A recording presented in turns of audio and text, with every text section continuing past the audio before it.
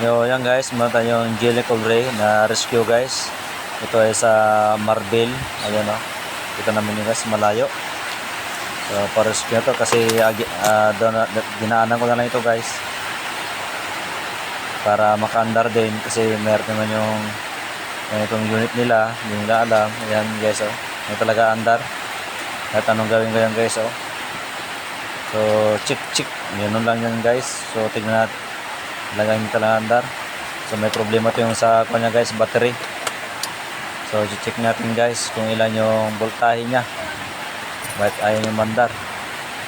Ayan guys oh. Ito yung battery niya guys na original pa. So ayan guys oh, 9.43 volts. So ibig sabihin hindi niya kaya pandarin guys. So na-drain na ito guys oh. 9.43 volts. Yeah. So kailangan talaga ito guys, palitan. Ayan guys oh, nakumbat na si ma'am, pinalitan niya na ng bago, na 14 volts na yung kanyang charging. So ayan, umandar na guys. So ayan, so basic lang naman guys.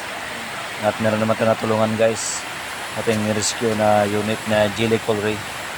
So ayan guys, so basic lang naman yan guys kung paano mag check ang battery na drain na hindi siya mag-charge. Ayan, so ibig sabihin may problema talaga sa battery lang yung problema niya guys. Ayan, so basic lang naman yan guys. So ang ating Jelly Ray na ganyan si problema na hindi naandar. Yan si ma'am. Saan na kayo kuhan? Okay ra.